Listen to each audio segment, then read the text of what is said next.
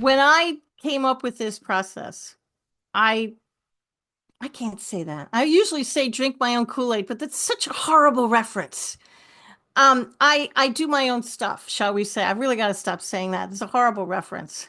And do not Google it if you want to know what that means. Please don't. It's horrible. Now everybody's going to Google it. I chose a friend of mine that I went to school with, and we were estranged, and I hadn't heard from her in like 30 years. True story. And I thought I couldn't even remember. It was like grammar school, and I couldn't even remember what the fight was about. And I thought, I can forgive this person because I can. So I sat in the middle of my bed and I imagined that my friend was in front of me, the way I remembered her decades before. And I had a little chat with her because you're all alone. You know, in my method, you don't have to reach out to people and let them know what you're doing. Forgiveness in my world is selfish and personal. And it doesn't even matter if the person has passed away or not, because where they are or not doesn't matter at all. You're doing it for you. You're doing it because you're the prisoner. You want them out of your head.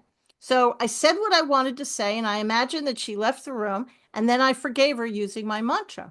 And I felt better immediately. I felt like my something had come off my shoulders because there really is. You can feel a little bit of energy leaving if you pay attention. This is true. 2 hours later, she calls me on the phone. I almost fell off of my chair and we said all the right things, made all the right noises, did all the right things, blah, blah, blah, blah, as people do. But I'm a very curious little bear. And I said, I have to know, after all these decades, why did you call me today of all days? And she said, it's the damnedest thing. A figurine you gave me way back in school about 2 hours ago, which was exactly when I was saying my mantra, mind you, fell off my shelf and landed in the middle of my room. And I noticed it and thought I should give you a call. We were 700 miles away.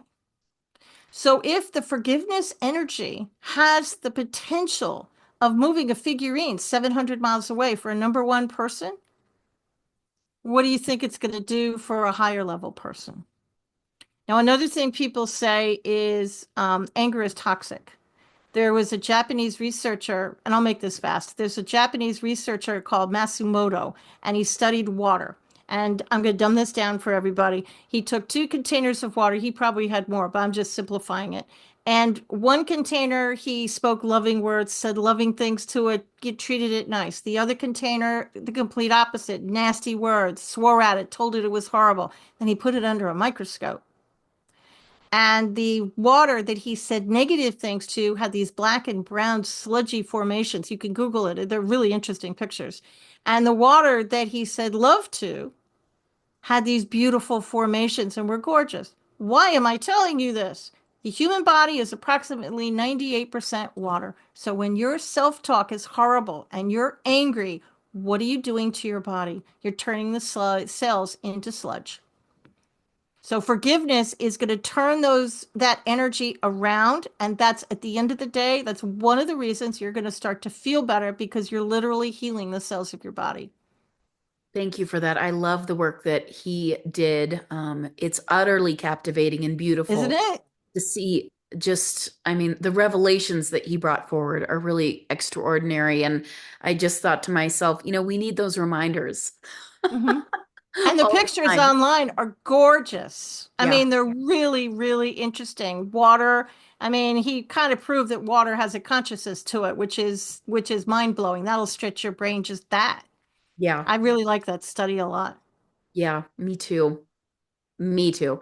One of the things that I think, thank you for that story, because it is kind of bonkers. I suspect that you have lots of stories like that, just by virtue of who you are as a human being and how you interact with the world, how you converse with it. Sometimes I use that verb, how you converse with the world. Um, I think one of the most difficult, and you can correct me if you think I'm wrong, one of the most difficult people to forgive is ourselves. Yes. Absolutely 100% spot on. Yourself is 100% the same thing. And if you're having trouble forgiving yourself, treat yourself as a number 10. Pick out whatever memory you're beating yourself up about, and pick out other pieces of the memory, other objects, and I mean that, other objects, other people that didn't come to your aid, and forgive them first. I forgave 1974. Why did I forgive 1974? Parents got divorced.